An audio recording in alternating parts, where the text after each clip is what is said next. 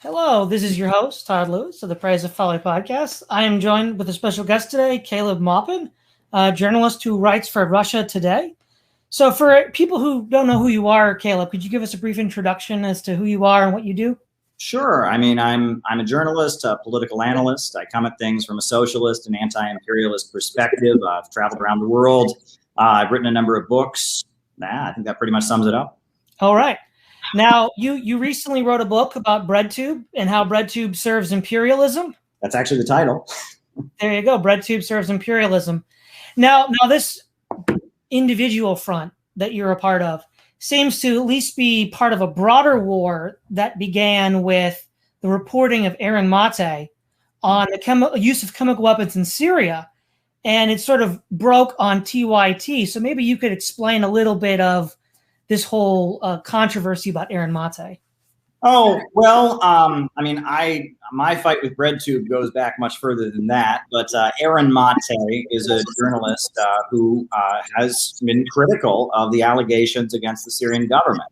He doesn't buy it, and he's looked at the fact that there are emails from former members of the UN Organization for the Prohibition of Chemical Weapons that say they disagree with the results. And he doesn't buy the claim that the Syrian president is, quote unquote, gassing his own people. So therefore we should, ride in on a white horse and invade, just like in Iraq and in Libya and many other places. And I think it's good that he's questioning these claims, personally, because every time, with Libya, they used, false allegations that were later debunked to justify the intervention. There were no weapons of mass destruction in Iraq.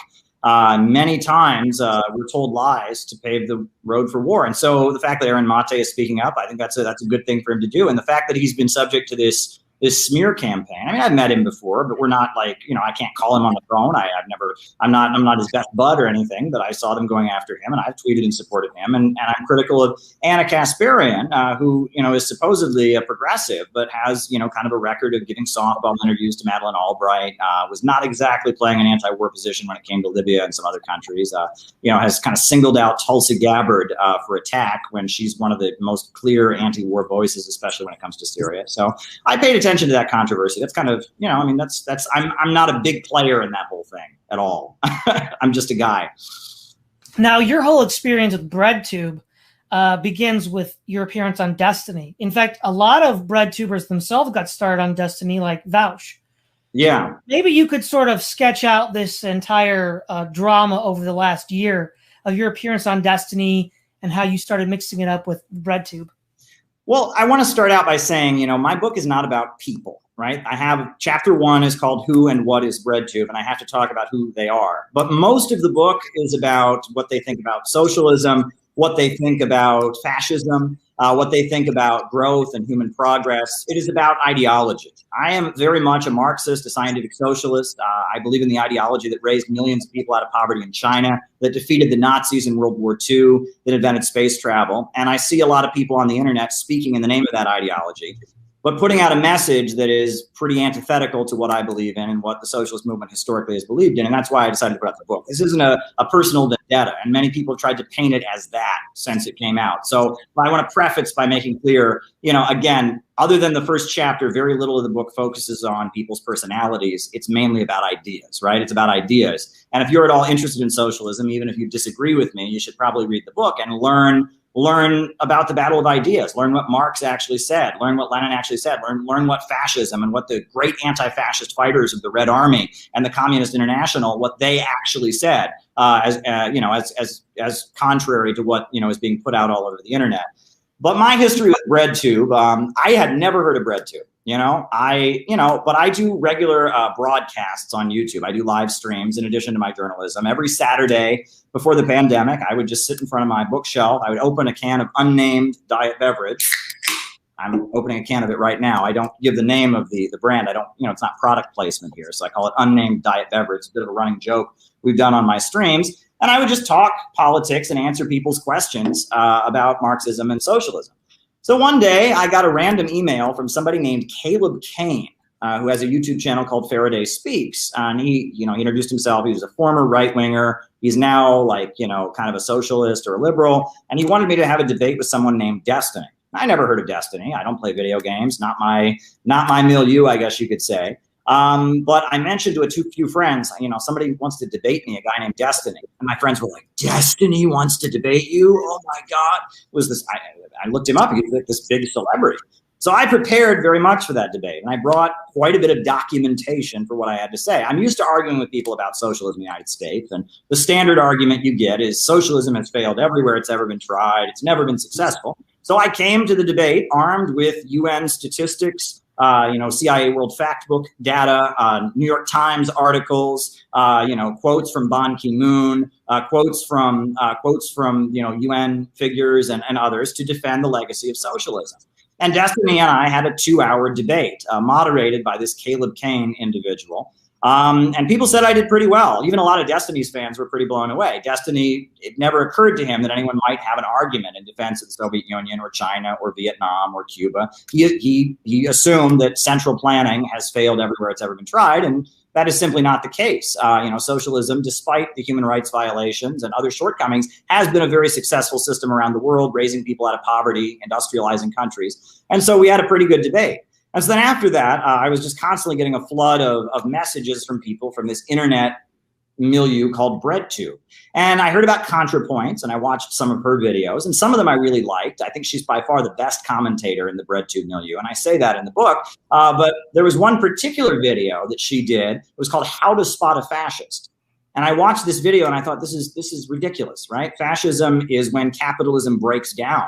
It is when the capitalist system becomes so unstable that one faction of the ruling class seizes control of the government and engages in a campaign of mass political repression and destruction to save capitalism.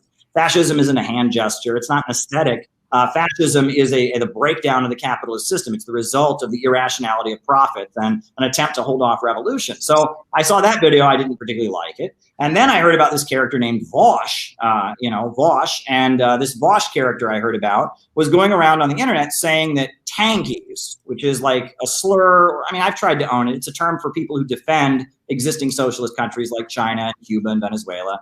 That tankies are the equivalent of Nazis, right? That if you defend existing socialist countries, you're the same as a white supremacist or a Ku Klux Klansman. And I heard that he was saying that, and I was just outraged because, some of the most anti-racist fighters in U.S. history were tankies, right?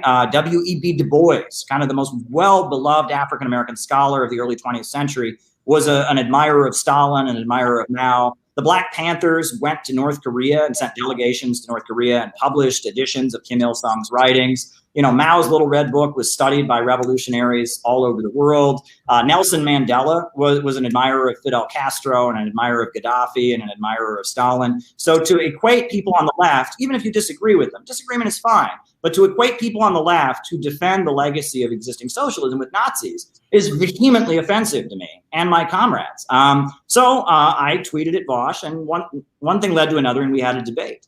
And in that debate, Vosh proceeded to make his accusation that I was a Nazi, that I was a white supremacist because I didn't agree with some of the claims about China because I questioned them. And he called me a genocide denier. And I said, Vosh, I'm not denying anything because I don't have enough information to deny anything. I'm saying I don't trust what Adrian Zenz and mainstream media is saying about it. That's all I'm saying. But after that, Vosh repeated on his streams over and over again that I'm a, quote, literal Nazi. When I've spent years as an anti-racist activist, I attended, I went to court with police brutality victims in Cleveland long before Black Lives Matter, was tweeted out. I was part of the planning of Occupy Wall Street. I have a long record as a progressive, both domestically and internationally. So I'm subject to this whole campaign of being a fascist, but my audience was expanding because a lot of other people don't particularly care for BreadTube. People want to hear socialism now. People want to hear anti-capitalism and anti-racism now, but people don't particularly like what Vosh and ContraPoints and some of these other people have to say. So the more I looked into it, I thought this BreadTube milieu is quite interesting because I've been going to protests for years, never seen any of these people. The way they talk is not the way anarchists and socialists and communists have generally talked, for the past 100 years. But then what was the icing on the cake was that I was given a news tip from a source I cannot disclose. And the news tip I was given was that a certain individual named Steve Hassan, who is the leading cult expert and deprogrammer in the United States, has been working as an advisor to some of the BreadTube personalities. After January 6th, he went on CNN, Steve Hassan did, and hinted that there might need to be a need for a mass deprogramming of the country from what he refers to as the cult of Trump.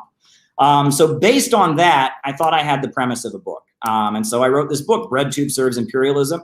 It is the #1 new release on Amazon.com in the category of anarchism. It has been hovering around the top 10, the top 20 in the category of communism. This is probably the most successful book I've ever written. It's only been out for 2 weeks. Hundreds of copies have sold. People are tweeting about it. There's a lot of people wildly misrepresenting the content, and that's to be expected. And that's one thing I noticed about the BreadTube milieu, and that I specifically call out in the book, right? Because on BreadTube, everyone you disagree with, they can't just be wrong. They're all part of this secret Nazi Donald Trump conspiracy that seized hold of the US government. And the problem isn't really capitalism. It's just all this vast, secret, diabolical plot of white nationalists who've infiltrated the US government. And if we can just purge the US government of these secret, Nazi crypto-fascist conspirators, everything will be all right. Well, no, the problem is rooted in capitalism. The Trump movement, the anti-immigrant bigotry, the anti-Islamic sentiments, the demagogy. The problem is capitalism. And this idea that if we just purge capitalist society of this problematic group of individuals, everything will be okay. That sounds a lot like anti-Semitism to me, right? That's what anti-Semites say. They say the problem isn't capitalism, the problem isn't imperialism. Oh, the problem is just the Jews. And if we just purge the Jews, everything will be okay. Well, no, the problem is capitalism. There is a scientific Marxist understanding of the crisis we're in as a society, and that needs to be revived because that's really the only thing that points to the way out of the crisis. So that's why I wrote the book. Now, I read the book before interviewing you today, and one of the things that seems to be the basic thread, and you correct me if I misread it, is you begin by pointing out the British counter-gang strategy against the Mau Mau in Kenya, and you're arguing that BreadTube is best understood as a counter-gang being produced by the military-industrial complex or the intelligence agency working behind the scenes through, as you said, Hassan, this anti-cult personality who has CIA connections. You mentioned the Moonies and as a precursor of this. And you point out in a couple of places that these BreadTubers generally don't criticize U.S. activity on a foreign policy level. They generally don't criticize existing power structures within the capitalist system or the military-industrial complex, but instead will point to, say, white people in the January 6th incident and say that, well, these poor people who in your mind are being deceived by Trump are actually the problem. And then they'll ignore the Cuban, right-wing Cubans and other groups who are there. So as I understand it, your broad argument is this. This is a counter-gang produced by, at least influenced by U.S. intelligence in order to create a synthetic left that doesn't really criticize the capitalist power structures. Is that a largely fair assessment? Yes, but it's important to point out there is a big division in the ruling class right now, right? That Donald Trump was very closely tied in with some of the wealthiest capitalists in the United States, like Betsy DeVos, whose brother is Eric Prince of Blackwater. Another example is Bernie Marcus, the owner of Home Depot. A lot of the fracking companies were, very much supporting Trump. But most of the capitalists in the United States, like the owners of Walmart, like the big four super major oil companies, like Bill Gates and Silicon Valley, most of them didn't like Trump. And that this is what happens when capitalism enters a crisis: is the ruling class fights with each other, and they recruit working people to kind of be their foot soldiers in a fight between factions, and that creates an opening for the people. I would maintain that every socialist revolution has begun this way, as a fight in the ruling class, where working people are brought into motion and then discover their own agenda and start to push their own political agenda forward. The Russian revolution was very much a fight first about whether the Tsar should stay on the throne, and then about whether Russia should continue in World War I. And the Bolsheviks maneuvered within that division in the ruling class to come to power. You could say the same for the Chinese Revolution. You could say the same for the Cuban Revolution. Even, the civil rights movement in the United States was largely about, should Jim Crow continue and how should the United States confront the Soviet Union? So divisions in the ruling class go on. There's obviously a lot of capitalists who would hate everything BreadTube stands for. The folks funding PragerU would certainly hate BreadTube. But there are other factions among the ruling class that would like what BreadTube has to say. And it's important to note, like, you know, when I talk about Steve Hassan, so Steve Hassan, he joined the Unification Church, the Moonies, which is a religious cult that he, according to himself, I cite his interview with Jordan Harbinger, he says that they were started by the CIA, essentially, right? And he was in this group. His parents got him out of the group, and he became a deprogrammer. And he admits that to some degree or other, he was involved in involuntary deprogrammings, which was kidnapping people who were in the Moonies, holding them against their will and trying to, quote unquote, unbrainwash them. He also admits that his mentor in this deprogramming effort is Robert J. Lifton, who's probably the most famous U.S. military psychiatrist. He's the author of a very, very famous book called Thought Reform and the Psychology of Totalism. He's probably the guy who developed the concept of brainwashing more than anybody. And that some of Steve Hassan's associates even went to prison for kidnapping, one of whom was Ted Patrick, who went to prison for kidnapping people. Steve Hassan has made quite a few enemies over the years, and yet he is on mainstream media. He's treated as a cult expert. And you would think that since he was recruited into this cult that he says was started by the CIA, he would focus on opposing the American government and the CIA. But he doesn't do that. In his lectures, he focuses on demonizing Russia and China. In particular, he maintains that China is the world's biggest political cult. He has taken a lot of swipes at Russia, and swipes at Russian media. He seems to be very much lined up with U.S. foreign policy. He's very close to a U.S. military psychiatrist. He hints at having inside information about his former cult and their connections to the CIA. So he's a well-connected individual. I wouldn't, he's a psychologist, but I think he has, the way I put it in the book is that he has, quote unquote, friends on the inside. And the fact that he is functioning as an advisor to BreadTube, and you can watch the interviews he does with Caleb Kane, the long stream conversation that they have. I have, on good authority that he's been talking to some of the others. If you look at that, that indicates that there are sections of the American power structure that have helped BreadTube to come along. Another example of that is the New York Times, the New Yorker magazine, the Southern Poverty Law Center. A lot of very mainstream institutions in the United States have gone out of their way to kind of give a boost to BreadTube. Not something they generally do to socialist and communist and left-wing activists. So again, this is not to say these people don't believe what they are saying, because I believe they do believe what they're saying. But it points to the fact that there are divisions in the ruling class. But what we need now is not the kind of synthetic fake socialism of BreadTube. We need scientific Marxism. We need what Marx and Engels wrote about. We need anti-imperialism. And so that's why I wrote the book, to refute their ideology and talk about the divisions in our ruling class, especially coming out of the disaster of January 6th, that shows that there are the intelligence agencies, the military-industrial complex. There's a fight going on behind closed doors that is very intense.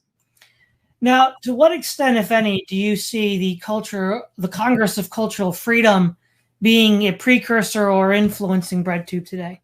Well, the Congress for Cultural Freedom, now that was an entity that we now know, it's a matter of public record, that it was created by the CIA in the 1950s. And basically what happens, according to an article that was on the CIA's website until about a year ago, you can get it on the Wayback Machine, in 1949, there was an amazing conference in New York City. They called it the Waldorf Peace Conference. And Albert Einstein and Aaron Copland and Shostakovich and some of the greatest writers, scientists, actors, musicians, composers, they came to this conference in New York City at the Waldorf Hotel and defended the Soviet Union. W.B. Du Bois was there and others. And they had, at the height of McCarthyism, the height of the Cold War, they had a pro-communist peace conference. And the CIA saw this and they were just furious. They thought, how can so many smart people be sympathetic to communism, right?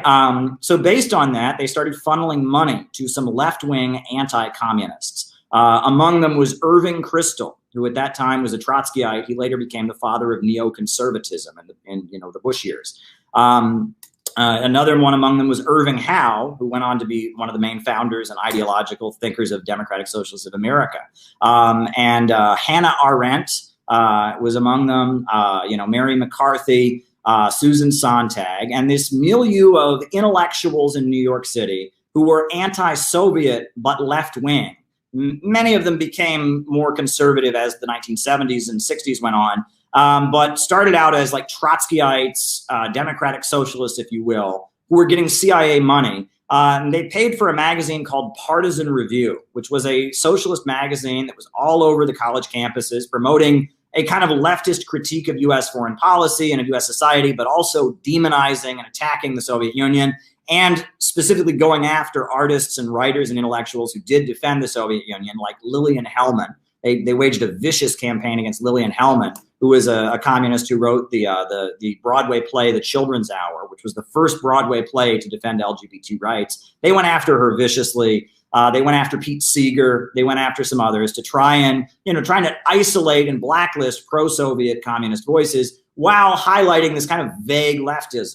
And that was the Congress for Cultural Freedom. And the CIA considers it one of their most successful operations and boasts about it. It was quite successful because there was already a little bit of a gap between the Soviet Union and the Western intellectuals who were attracted to Marxism, right? The Soviet Union became somewhat of a conservative place. They outlawed homosexuality. They outlawed abortion.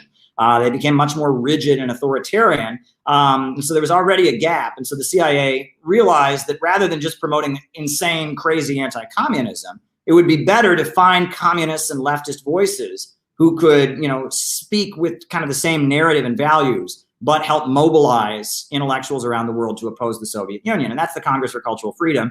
And in a lot of ways, it looks like BreadTube is Congress for Cultural Freedom 2.0. Now, some people have misrepresented my work and said I claim the State Department is funding BreadTube. Absolutely not. If that was the case, there would be receipts. The State Department, who they give money to, is very well documented, okay? There would be receipts if that were the case, right? This is a much more covert thing. I would argue it's tied to, some powerful interests in the United States. But at the end of the day, we won't know. Now, if this is a straight up for real government operation, we might know 40 years from now. There's a very good chance it's not. It's a very good chance that just, wealthier folks that are well connected in the U.S. power structure who are afraid of Donald Trump and what he represents, which is, and that's, I don't disagree with them challenging Donald Trump. I'm not a Trump fan at all. That they have enabled these folks to rise up because they are considered a safe form of leftism. Look, these folks don't even really oppose capitalism, right? Capitalism is the rule of profits. Capitalism is a system where profits define production. These folks, they say that all they want is an employee stock ownership program, basically. They want, Vosh has said many times on his streams that under socialism, everything would be exactly the same, except every company is a cooperative, right? Instead of getting a paycheck, you just get a share of the profits, rather than a paycheck. That's all they want. They don't want to dismantle the big corporations that dominate the world. They don't want to have an economy that's organized to serve public good and not profits. They want a for-profit economy in which employees get a stock dividend rather than a wage. And that is not Marxism, and that's still capitalism. Production for profit is capitalism. Well, and in your book, you make the point that even if you did have these cooperatives, it would just make the workers more involved in the military-industrial complex, such that if there were more wars, they would get more profits, which would actually make the problem worse. Yeah, and the same for the prison-industrial complex. Imagine the private prisons, all the guards were shareholders. Do you think that would stop mass incarceration? Imagine that big pharma, that all the big pharma, companies, the people who manufacture the drugs or the drug salespeople and all that were equal shareholders. They would still be pushing to overprescribe opioids. Capitalism, Frederick Engels, he said capitalism is a system where the means of production only function as preliminary transformation into capital, meaning we don't have food so people can eat it. We have food so profits can be made from it. We don't have housing so people can live in it. We have housing so that, big banks and corporations and real estate companies can make profits from it. That's why, New York City, the rent is very, very high because the houses here are like gambling. It's, real estate speculation. They don't build apartment buildings for people to live in. They build apartment buildings to flip it and make profits. It's like gambling in a big casino. Capitalism is production organized for profit. Mao Zedong said that capitalism is profits in command. That's the way he put it. And what socialism is when the banks and the factories and the major industries are forced to work in the interest of public good. And you can have a market sector in socialism as long as you have a government controlling that market sector and forcing it to work on behalf of the public, right? Vietnam, China, Cuba now, they have a mixed economy, but at the end of the day, the Communist Party is planning out the economy and regulating very heavily the private sector. Profits are not in command. That is the difference between capitalism and socialism. Whereas Saudi Arabia, you have a lot of government involvement, but it's still a capitalist country because the government is simply facilitating the making of profits by the Saudi royal family. And it's important to make, some people will say socialism is when the government does stuff. No. Socialism is why is production carried out? If it's for society, that is socialism. If it's for capital and the profits of capital, that's capitalism. That's the difference between the two systems. Now, one of the charges that was made by BreadTube during all this was there was a clip of you sitting next to Dugin at a conference. Yeah. And they had a field day with that. But what is the context behind that clip? What's the context there? Well, I was in Russia in 2018 to cover the elections, and I was there, and my friend Don, who's a reporter who works in Russia, he's also from the United States, and we were invited to a conference opposing globalization. We were invited to it. I didn't even know I was speaking. Actually, I walked into the room, and they said, "Well, you'll be seated here." And so I sat there, and then they said, try to keep your remarks under an hour. And I was like, oh, I guess I'm the speaker. So I sat next to Dugin. And honestly, though, here's the thing. Dugin and I do not agree with each other. He rejects the notion of historical progress. I do not. He opposes gay marriage and abortion. I do not. He has many views that are not my views. But to characterize Dugin as a fascist is a bit crude, right? Dugin was originally a member of the Russian Communist Party when it was founded. He wrote their constitution. He later broke with the Russian Communist Party and set up something called the National Bolshevik Party, which was considered to be, it was like a communist group that mixed in some Russian nationalist aesthetics, etc. He then broke with the National Bolshevik Party, and now he has his own think tank called the Eurasian Movement. He promotes an ideology he calls the fourth political theory. And he argues that the first political theory is liberal capitalist democracy. Communism was the first attempt to defeat it, and it failed. That fascism was the second attempt to defeat it, and it failed. And he argues that around the world right now, in Russia and in China and in Venezuela and Bolivia and in Iran and other places, that what he calls the fourth political theory is developing, which has elements of both fascism and communism in it. That's what he believes. Now, I am someone who's an adherent to what he would call the second political theory. I'm a communist, so we are not in agreement. And one of his fundamental beliefs is he believes that there is no such thing as historical progress. He says that the past, the present, and the future are equal. And we vehemently disagree about that. Historical progress is central to my worldview.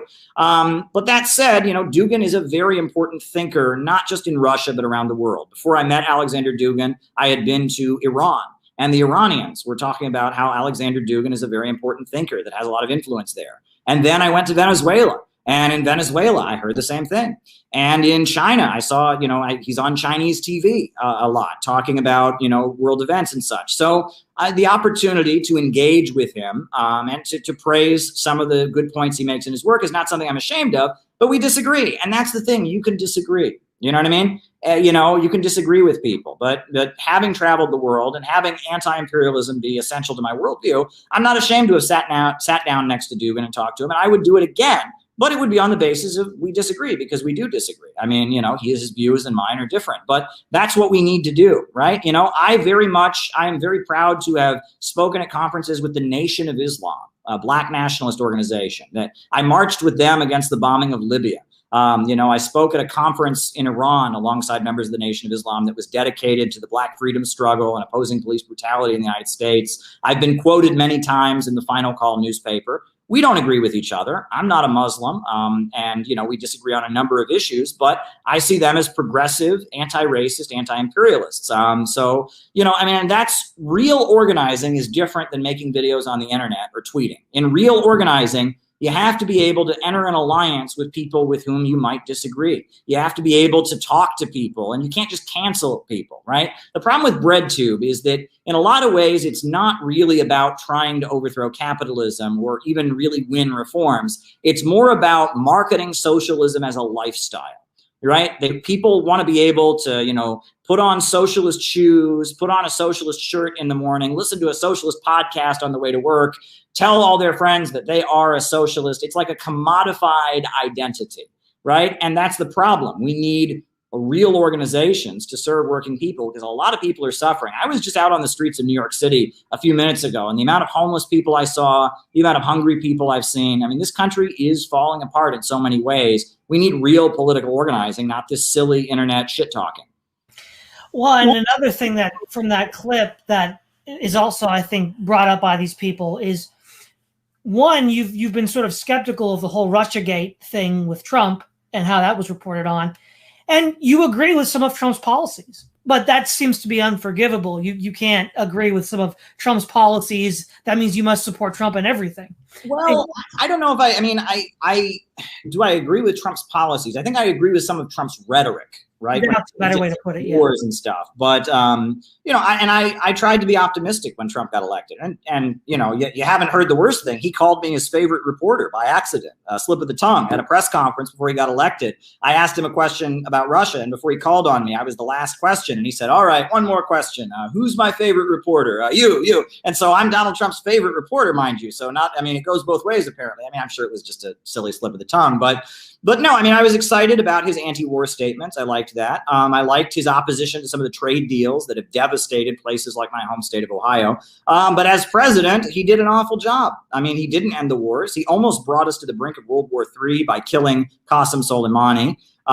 You know, he actually escalated tensions with Russia. I mean, he ripped up all the nuclear deals, probably as a favor to his buddies in the military-industrial complex. And, you know, the Clear Skies Agreement and, you know, the short-range nuclear treaties were ripped apart. I mean, we're heading closer to a new arms race. You know, thanks to Trump. He started a trade war with China that hasn't really helped working families in the United States. There's been no benefit to working families by cutting ourselves off from the biggest economy in the world at this point.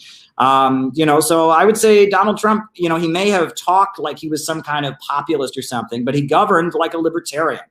He was into free markets. He was a vehement anti-communist, and his foreign policies, while he kind of talked an anti-war game sometimes, that didn't pan out either. We almost had a war with Venezuela, for goodness sakes. But you have to wonder, I mean, what could it have been worse? Was he holding things off? I mean, was it that he was trying not to do that and was pressured to do it? We don't really know what goes on in the back room. But overall, I would give Donald Trump a big fat F as a president. He wasn't a good president at all. Now, another element of the sort of BreadTube reaction was a book you had written, or at least attributed to you in 2015, Satan at the Fountainhead, the Israel Lobby and the Financial Crisis. Now, that's a book that I don't think a lot of people have read, because on Amazon it's over $900. Yeah. So what's the actual message of that book? Because they want to say, well, that's just a Nazi code word. Well, okay, this is really the first time I've ever talked about this book in an interview, but we'll talk about it. I figured this would come up at some point in an interview, and so we'll just talk about it. I wrote that book about the relationship between, you know, U.S. foreign policy supporting Israel and neoliberal economics. And I specifically profiled Ayn Rand, who was, she says, the first political cause she ever donated to was Israel. And I also documented Milton Friedman and his, you know, support of Israel. I talked about how Roosevelt, you know, was very opposed to Israel and was also a progressive economically, and that when Roosevelt died and was replaced with Truman, that was very key in the establishing of Israel. And I talked about how Israel is tied in with the U.S. military-industrial complex and how all of these policies kind of culminated in the financial crash of 2008. After I wrote that book, and I published it as I did, you know, I'm not Jewish, right? I'm an Irish American, and that book was very insensitive, you know, and a number of my Jewish friends who were anti-Israel, vehemently anti-Israel, they approached me and they said, Caleb, this crossed a line. You know, some of the language you used here is not okay. And I felt bad about it, and I took it off the market. And that's why it costs $900, because there's only one copy of it on Amazon. And I realized that, and I do apologize to the Jewish community, which has been on the forefront of the battle against fascism, which has been on the forefront of progressive struggles like civil rights in the United States. And it was a mistake. I shouldn't have put that book out the way I did. In the future, I may re-release it under a new title and with some changes, but I would give it a new title like the relationship between Zionism and neoliberalism, or something to that effect. But the way it was released, it was made clear to me by a number of my Jewish friends that it was offensive. So I felt like I had to do the right thing and take it off the market, and I did. But let me add, the book did talk about civil rights. The book did denounce anti-Semitism throughout the book and make clear that we have to separate Zionism and and Jews, right? There are many anti-Zionist Jews, and you can't equate Israel with Jews. But it crossed the line, and I do apologize for that. Now, one thing that you bring up in your book about BreadTube is how instead of using the Marxist economic analysis to criticize capitalism, they sort of use a sort of social critique from people like Reich, Wilhelm Reich, and occult traditions, and instead of the more, again, economic Marxist socialist orientation. And that's a part of your broader thesis about being a part of the sort of anti-cult movement. So if you could get into that a little bit. Oh, well, I mean, it's interesting because, you know, when you talk about QAnon, like QAnon is obviously not true, right? The idea that all the ruling class are all, worshiping, they're all blood drinking Satanist pedophiles or something. That's ridiculous. But why might people be attracted to that conspiracy theory? It's because of the fact that behind closed doors there is a kind of an interest in occultism among some of the rich, and that has a lot to do with the message that a lot of occultist groups put out. I talk about Aleister Crowley, who was a big occult theoretician in the 1800s. You can talk about much more recently Marilyn Ferguson, who was the spiritual advisor to Al Gore and a lot of people in the Clinton administration in the 1990s. They have this worldview, which is basically that the world has gotten out of balance with Mother Nature, and that there's going to be some big apocalyptic act of destruction that will correct everything. It's a very pessimistic worldview. And some of the ultra rich, that's how they see things, and they're kind of attracted to that viewpoint.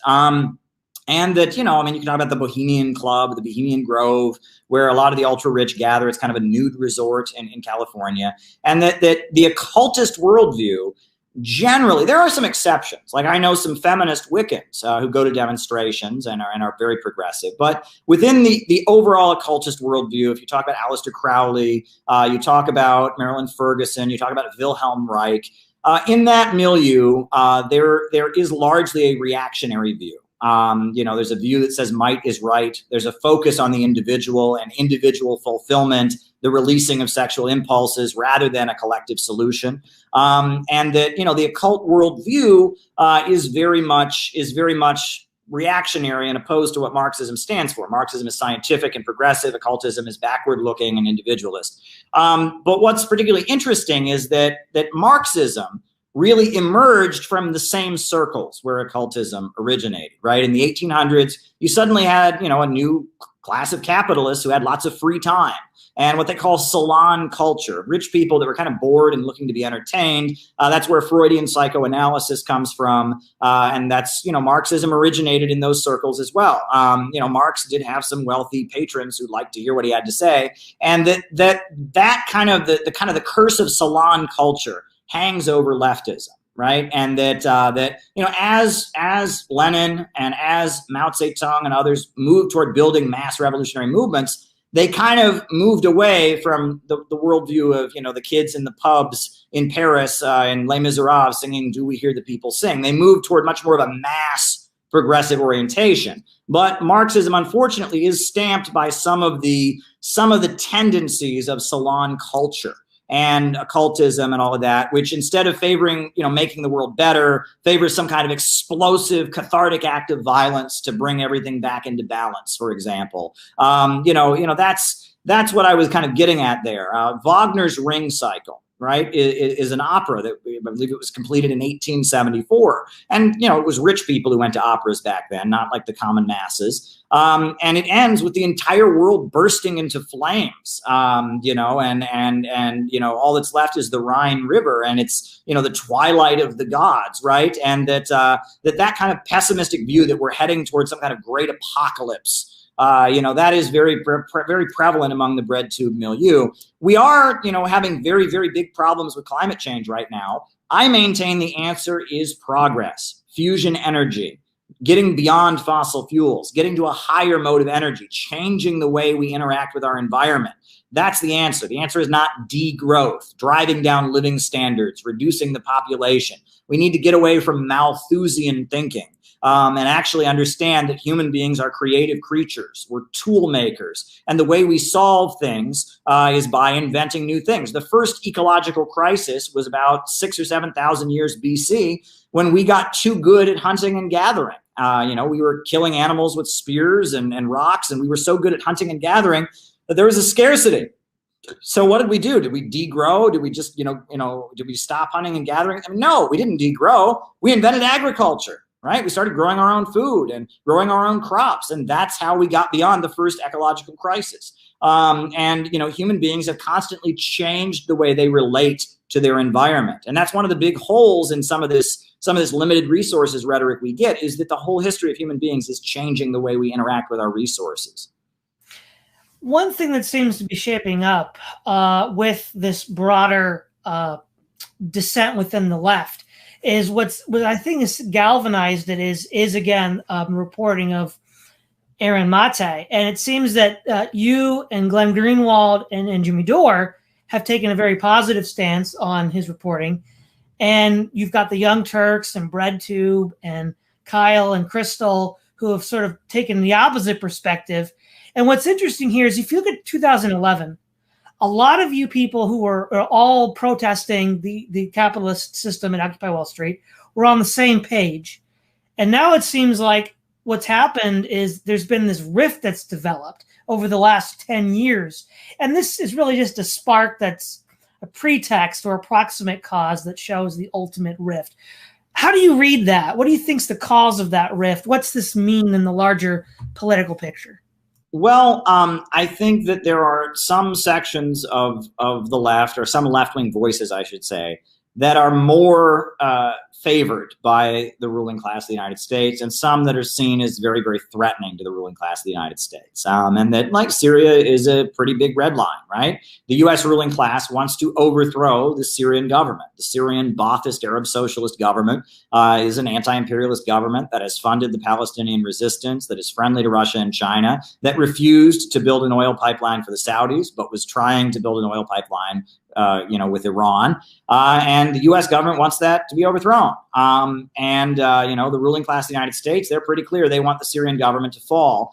Whereas many anti-imperialist and progressive forces, while they may criticize Syria in relation to things like LGBT rights and relation to things like human rights and such, they see the Syrian government falling as being a situation that would be quite dangerous for the world. It would lead to a spread of, Wahhabi terrorism, ethnic tensions. I mean, it would not be a good development. Syria certainly needs reform. But it doesn't need, a situation like Iraq or Libya or Afghanistan. I mean, look how well that's turned out. And I think that's a pretty clear dividing line. I will say, though, that I think the internet kind of brings out the worst in people, because you never really know where your next alliance might be.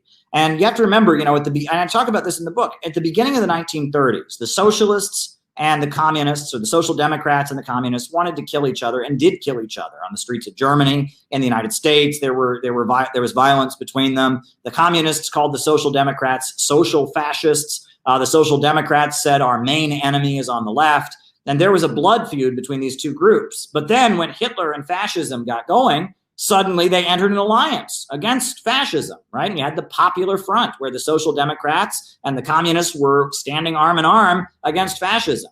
And you never know how things may realign. And a lot of these internet fights that get so down and dirty, and a lot of foul language, a lot of personal attacks, a lot of very extreme allegations get flown. This isn't healthy. Right? And we know that social media, the way it works is it encourages interaction, right? They want you to interact. The more you tweet, the more money they make. It doesn't necessarily mean, that all those interactions are necessarily healthy. Unfortunately, I think the internet is very good at highlighting people's differences rather than their similarities. So I'll say that as well. Now, one thing that we see with this synthetic left, as you've described, is that people who are anti-capitalist but also not on the same page on the social issues that they're at, they're often called Strauserites, eco-fascists. A classic example would be Dugan himself, Nazbol, What do you see as driving this sort of reaction against these people? Well, okay, so there's a couple layers to this, right? So, first of all, right, one of the main things that the Congress for Cultural Freedom did during the 1950s and 60s was try to equate the Soviet Union and its allies with the Nazis. And that was a big thing that they did, right? Arguing that the Soviet Union was just it called itself communist, but it was actually more like fascism. And as they did that, they kind of changed the understanding of what fascism actually is. For example, Hannah Arendt, who was part of the Congress for Cultural Freedom and was funded by the CIA, she wrote a book called Eichmann in Jerusalem, which when I was in high school, I read that book and I loved it, right? Because it was all about how Adolf Eichmann, this Nazi war criminal, he was extradited from Argentina, taken to Israel and executed for his crimes against, during the Holocaust. Basically she attended his trial and he was an ordinary person, right? And he was just an ordinary person. She called it the banality of evil, meaning the uninterestingness or the ordinariness of evil. Basically arguing that there was nothing special about Eichmann. He wasn't a supervillain. He was just an average guy. And before he joined the Nazi Party, he was really active in the YMCA. And he liked to play sports when he was a kid. And he was just a normal guy. And it just so happened that in Nazi Germany, normal guys all became Nazis. And I read the book when I was a high school student, and I thought this is great. And this is against conformity. And, it shows you need to be a rebel and question authority and all of that. But I reread the book, and it actually has a much more sinister undertone. The message is deep down, ordinary people who communists and socialists and revolutionaries are supposed to be fighting on behalf of. Deep down, ordinary people are potential Nazis. And so we need the smart intellectuals. We need the elite to control them and restrain them, because if ordinary people get together and start building mass movements and fighting for their rights, that's always the equivalent of Nazism and the Holocaust. That's kind of the message of the book. And that is very much how BreadTube sees things. They don't understand fascism the way R. Palm Dutt, the leader of British Marxism, explained it. They don't understand fascism the way Georgy Dimitrov understood it. They don't have a scientific Marxist understanding of fascism. They see fascism as any form of populism, any mass movement, any mobilization of the inferior rabble who aren't smart enough to be part of their intellectual elite milieu. And whenever the rabble start getting together, it's going to lead to something awful. And in their minds, the Soviet Union is an expression of that, because the Soviet Union, it was a revolution, in which, working people rose up and seized control of the government. And so they equate that with fascism. It's an anti-populist worldview. Susan Sontag, who, wrote a particularly disturbing piece for the New York Review of Books called Fascinating Fascism. She started saying that gymnastics was fascist, that any glorification of strength is fascist, that forming mass groups of people who work together for a common cause is fascist, right? Demanding great sacrifice for a cause is fascist, right? And then Susan Sontag in the 1980s, she actually said that she thought communism was nothing but the most effective form of fascism. So this is a complete divergence from left-wing politics and left-wing understanding, and it's blatant elitism and anti-populism. And it's very dangerous because it leads to a belief that we need to control the masses of people and we shouldn't be building mass movements. That's particularly dangerous, and that's why I felt a need to call them out. Well, this is actually a nice segue into another sticking point that your book brings up, is class reductionism. And how, and if I remember correctly, at the end of your book, when you're talking about the January 6th incident, a lot of the sort of poor working class, what we might call blue dog Democrat types that voted for Trump, some of them showed up there. And your criticism of BreadTube is, they're like saying, oh, well, those people are just fascists. And you're like, no, those people need to be mobilized. And of course, class reductionism is then painted as fascism by these people. So if you could maybe get into that a little bit. Well, look, class reductionism is a real thing. There was a communist group that I, used to go to protests with or whatever, and they sometimes at their rallies, they would chant, "White power and black power are the same. Racism is the boss's game." That's class reductionism. White power and black power are not the same. white supremacists fighting to maintain the oppression of other groups, and black people fighting for their freedom. Not the same thing at all. But if you were to equate them and say, no, it's all about class, that would be class reductionism. So actual class reductionism is a real thing. But for some reason, this term class reductionism, it's one of these phrases that has gone out. And now class reductionism is anything that focuses on economics. Okay. And no, I mean, you can talk about economics and not be belittling the struggle against racism. You can talk about economics and not be belittling what women go through or what LGBT folks go through. And this idea that whenever you talk about economics, this is somehow a slippery slope to fascism. This is one of the major delusions of BreadTube, and it's particularly dangerous.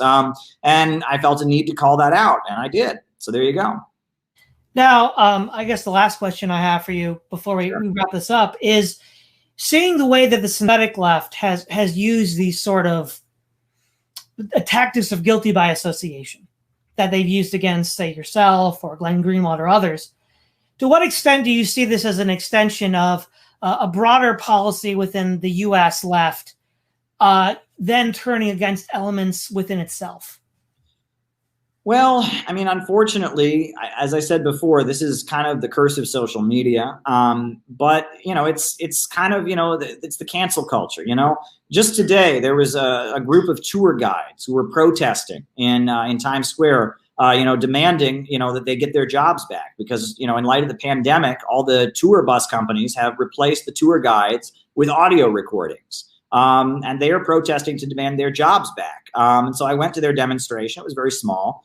And I said to their guy, well, it's too bad the head of the tour bus company didn't tweet out something racist or sexist or transphobic, because then there'd be thousands of people here. And it seems like there's not an interest there's not really an interest in fighting around economic issues. There's an interest in fighting against random people who said something wrong. Okay. And the thing is, I've said wrong things in my life. I'm sure you have. We all have made mistakes before. But that's not the basis of the struggle. The struggle is not against ordinary people who say the wrong thing. The struggle should be against the system and be about mobilizing popular power and bringing people together to see their collective interest. That's what leftists are about. Cancel culture has a very different focus. In cancel culture worldview, there are good people and bad people.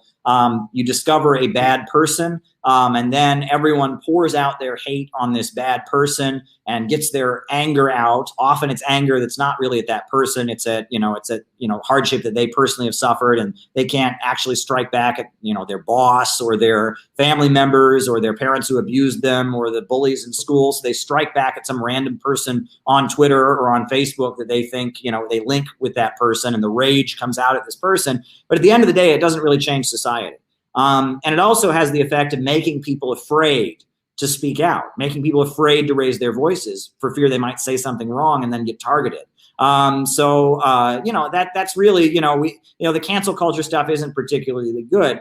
One thing I've noticed, when you want to talk about me, is that, I didn't write a book about people. I wrote a book about ideas. I had to introduce the people in chapter 1, but it's mainly about ideas. But yet it seems like the only way my critics can engage with me is in this personal conversation. You slammed my favorite personality. Well, that means that you're this. And you said class reductionism before. It seems like there's a list of bad people, right, that one can be. There's class reductionists. There's transphobes. There's anti-vax. And there's this list of people that are bad. Gets bigger and bigger and bigger every day.